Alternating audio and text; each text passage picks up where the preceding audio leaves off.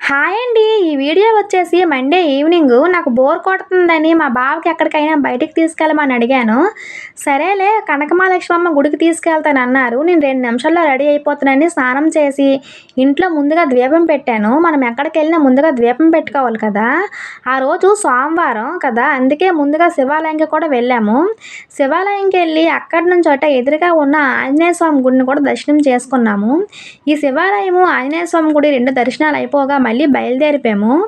మా పిల్లలు స్కూల్ నుండి వచ్చేసి కొంచెం టిఫిన్ తినేసి మళ్ళీ ట్యూషన్‌కైతే బయలుదేరిపోయారు. దానివల్ల వాళ్ళకైతే మేము తీసుకువెళ్ళలేదు. ఇదైతే వైజాగ్‌లో రైల్వే స్టేషన్ చూడడానికి ఎంత కలర్‌ఫుల్‌గా ఉంది కదా!